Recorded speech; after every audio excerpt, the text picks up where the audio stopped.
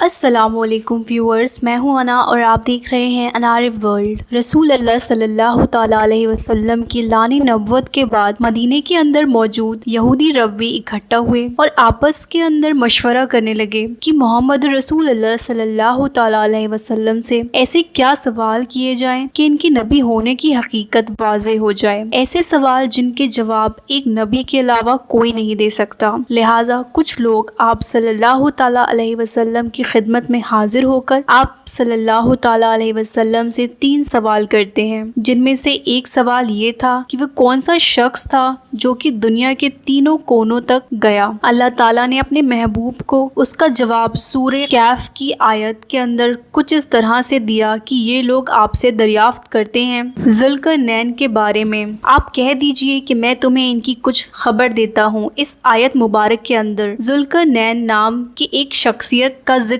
کیا گیا ہے جنہوں نے دنیا کے 3 کونوں تک سفر کیا، اور پھر ان کے حالات یعنی سفر کا ذکر بھی قرآن کریم کے اندر واضح طور پر ان سے اگلی آیت کے اندر بیان کیا گیا ہے۔ ذوالقرنین 580 قبل مسیح کے اندر پیدا ہونے والے ایرانی بادشاہ تھے، جسے یونانی لوگ سائرس دا گریٹ اور ایرانی لوگ کورس کبیر نام سے جانتے تھے، اور ذوالقرنین کا مطلب ہے 2 سینگ والا، جو ان کے زیر اثر موجود میڈیا، بیبیلون، پرشیا سلطنت اور ان کے سر پر موجود 2 سینگ والے تاج کی طرف اشارہ کرتے ہیں۔ اور جس روز ذوالقرنین کا مقبرہ کھودا گیا تو اس کے اندر واضح طور پر ایک مجسمہ دریافت ہوا جس پر دنیا کے 3 حصوں کو بنا کر دکھایا گیا، جو کہ ان کے دنیا میں تینوں کونوں کے سفر کی طرف اشارہ کرتے ہیں۔ ان کی سلطنت آج کے دور کے پاکستان، افغانستان اور ایران سے لے کر یونان کے ساحلوں تک پھیلی ہوئی تھی۔ مگر سوال یہ ہے کہ یہودی عالموں نے یہ سوال رسول اللہ صلی اللہ تعالیٰ علیہ وسلم سے کیوں کیا تھا؟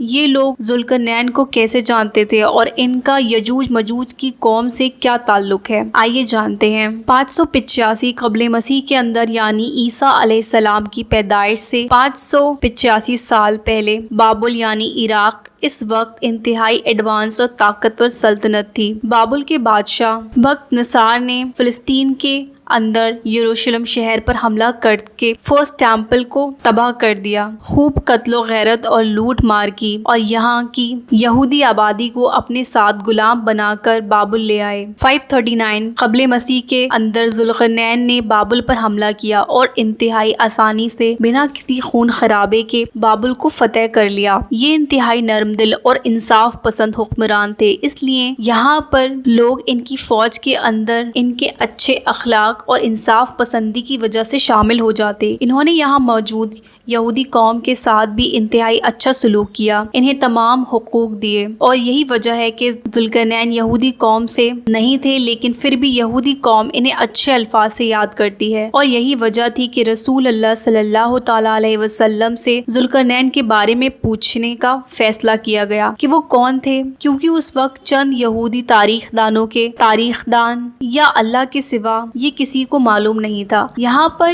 یہ جاننا انتہائی ضروری ہے کہ ذوالقرنین کی دنیا کے 3 حصوں کے سفر کے دوران یجوج مجوج کی قوم ان کی ملاقات ان سے کیسے ہوئی۔ یجوج مجوج کی ایسی قوم جن کا نکلنا قیامت کی 10 بڑی نشانیوں میں سے ایک ہے، اور ان کا ذکر قرآن اور حدیث دونوں کے اندر موجود ہے۔ قرآن کریم کی سورہ کہف کے اندر اللہ پاک ذوالقرنین کے سفر کو کچھ اس طرح سے بیان کرتے ہیں کہ وہ ایک راہ کے پیچھے لگا یعنی ایک سفر پر نکلا، یہاں تک کہ وہ سورج کے غروب ہونے کی جگہ تک پہنچ گیا اور اسے کیچڑ نما چشمے کے اندر غروب ہوتے پایا، اور یہاں اس کے پاس ایک قوم کو بھی پایا۔ اللہ نے کہا کہ ذوالقرنین یا تو تم اس کو سزا دو یا پھر ان کے لیے جو بہتر راستہ ہے اختیار کرو، یعنی سفر کے دوران ذوالقرنین نے کیچڑ نما کالے پانی کے چشمے کے پاس سے گزرے جہاں پر انہیں قوم ملی، ان کے لوگوں سے جڑ کر ذوالقرنین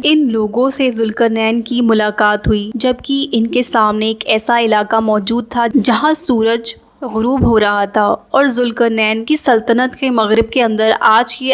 ارمینیا کا علاقہ موجود تھا، جہاں پر جیل سمان کی طرف اشارہ کیا گیا ہے جس کی کالی رنگت اور کیچڑ نما ہونا اس کی پہچان تھا، اور یہ ارمینیا کے کل رقبے کے 50% حصہ ہے۔ ان کے آس پاس ایک ایسی قوم آباد تھی جو کہ فتن و فساد کرتی اور آس پاس کے قبیلوں پر حملہ کر کے ان کو تباہ کر دیتی، ان کے لوگوں کو غلام بنا لیتی، اور اس قوم کا نام یاجوج ماجوج تھا۔ جی ہاں، یہ لوگ انسان ہی تھے مگر وحشی طبیعت اور اتنا فساد برپا کرنے والے لوگ جن کی فطرت میں ہی یہ سب کچھ شامل تھا۔ عام طور پر لوگ اس قوم کو کسی غیر انسانی یا جنات جیسی بدصورت یا بڑی جسامات کی خوفناک مخلوق سے جوڑ دیتے ہیں، جبکہ ایسا کچھ نہیں ہے۔ یہ بات کنفرم ہے کہ یہ لوگ انسان ہی ہیں۔ اور جب ذوالقرنین یہاں پر پہنچے تو اللہ نے حکم دیا کہ آپ کو اختیار ہے، یا تو ان کو سزا دیں یا آپ کو جو مناسب لگے ان کے ساتھ سلوک کریں، آپ کو مکمل اختیار ہے۔ اس کے بعد قرآن کریم کے اگلے الفاظ اس قوم کی رہائش کا پتہ اس طرح دیتے ہیں کہ یہ قوم دو پہاڑوں کے درمیان اونچائی پر کہیں موجود ہے، جہاں سے گزرنے کے لیے ایک راستے کے سوا کوئی دوسرا راستہ موجود نہیں ہے، اور یہ لوگ کوئی بات سمجھنے کے قابل نہیں تھے، نہ کسی کی مانتے تھے اور نہ کسی بات کو سمجھتے تھے۔ ان کے آس پاس رہنے والی قوم نے ذوالقرنین سے کہا کہ یہ یجوج مجوج کی قوم ہم پر حملہ کر کے ہمارا سب کچھ لوٹ لیتی ہے، قتل و غارت کرتی ہے، فساد پھیلاتی ہے۔ اگر ہم آپ کے لیے پیسوں کا انتظام کر دیں تو کیا آپ ہمارے اور ان کے درمیان ایک دیوار بنا دیں گے تاکہ ان لوگوں کے حملوں کو روکا جا سکے؟ ذوالقرنین نے جواب دیا کہ اللہ نے مجھے بہت کچھ دیا ہے، بس مین پاور سے میری مدد کرو، یعنی اپنے لوگوں سے کہو کہ اس دیوار کو بنانے کے اندر میری مدد کریں۔ اور یوں دو پہاڑوں کے درمیان موجود راستے کو ذوالقرنین نے لوہے اور تانبے کو پگھلا کر ایک نہ ٹوٹنے والی دیوار بنا دی، اور یہ یجوج مجوج کے قبیلے اس دیوار کے پیچھے قید ہو کر رہ گئے۔ لیکن یہ دیوار ایک دن قیامت سے پہلے ٹوٹ جائے گی، کیونکہ یہ قوم ہر روز اس دیوار کو توڑنے کے لیے اس کی بنیاد کے اندر کھدائی کرتی ہے، اور شام ہوتے ہی یہ کہتی ہے کہ باقی ہم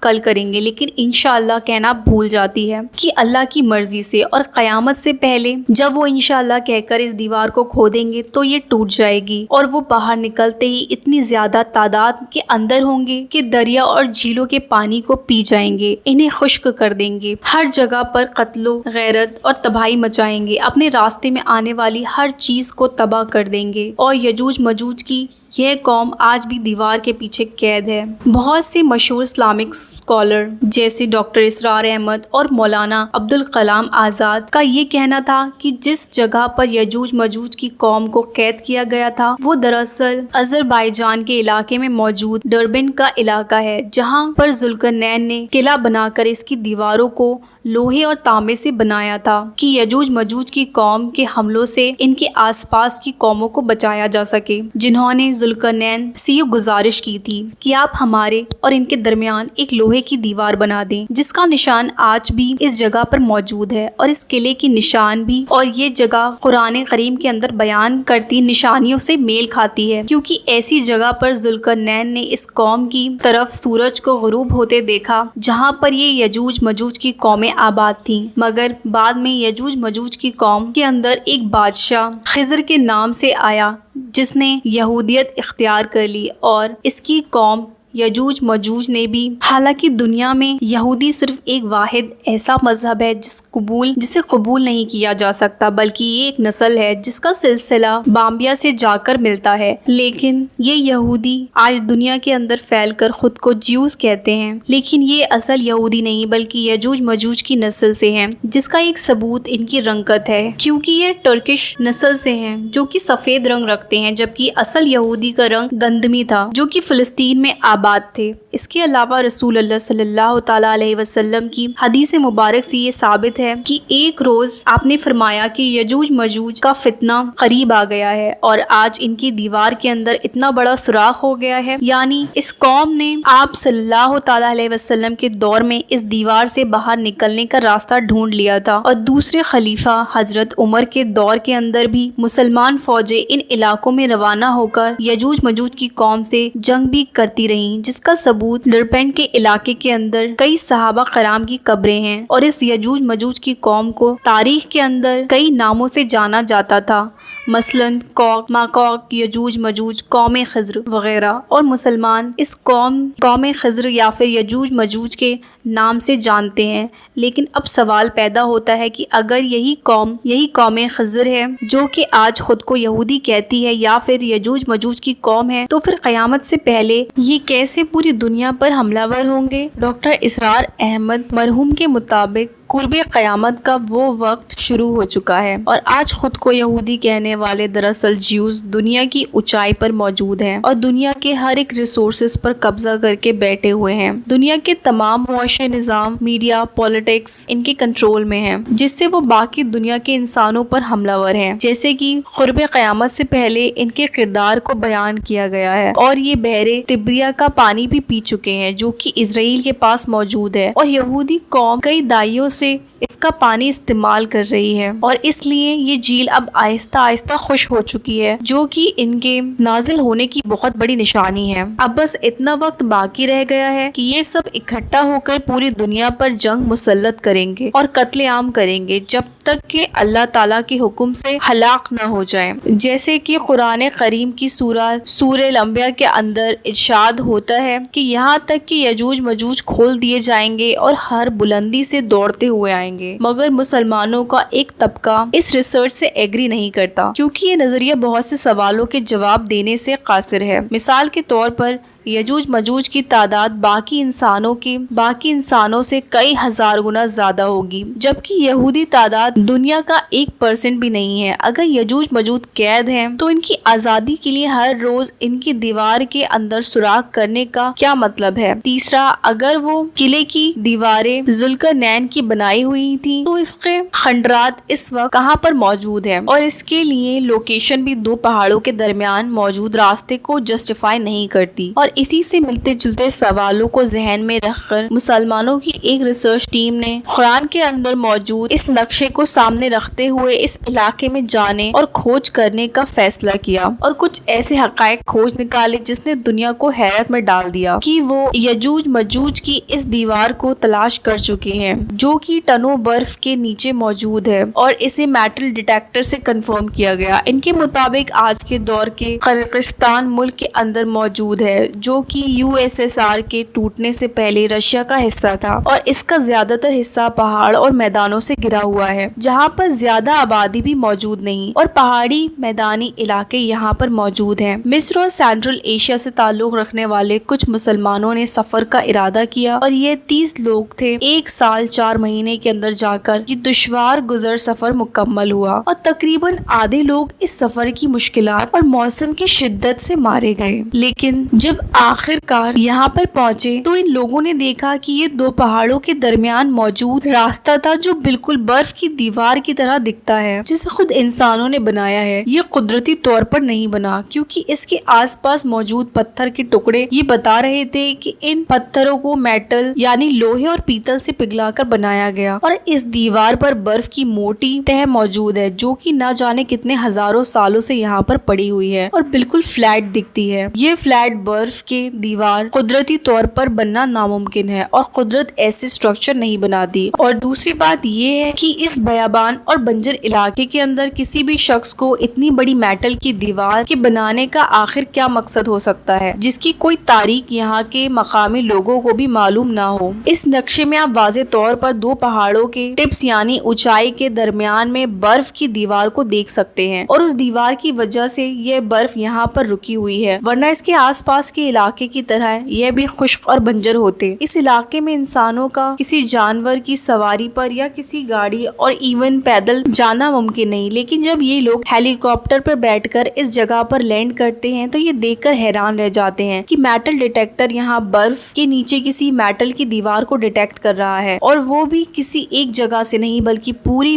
برف کی اس دیوار کو کہیں سے بھی آپ ڈیٹیکٹ کریں یہی سگنل کیچ کیے جا سکتے ہیں، جس کا مطلب ہے کہ اس برف کے نیچے کوئی بہت بڑی دیوار انسانوں کی بنائی گئی 1000 سالوں سے یہاں پر موجود ہے اور دنیا کی نظروں سے آج تک چھپی رہی۔ مگر گوگل میپس کی مدد سے پہلی بار جب یہ لوگ یہاں اکٹھا ہوئے تو انہیں اندازہ ہوا کہ ان پہاڑی راستوں پر جگہ جگہ پر خفیہ راستے موجود ہو سکتے ہیں جن کے اندر قوم یجوج مجوج اپنی نسل آج بھی بڑھا رہی ہے، مگر مگر اس سے قیامت تک انسانوں کے لیے چھپا کر رکھا گیا ہے، یعنی انہی پہاڑوں کے نیچے ان کی ایک الگ سے دنیا آباد ہے جو کسی مسئلات کی وجہ سے اللہ تعالیٰ نے انسانوں کی نظروں سے دور رکھی ہے، اور حالیہ ریسرچ نے دنیا کے اندر تہلکہ مچا دیا ہے۔ لیکن یقین سے یہ کہنا کہ یجوج مجوج سے متعلق کون سا نظریہ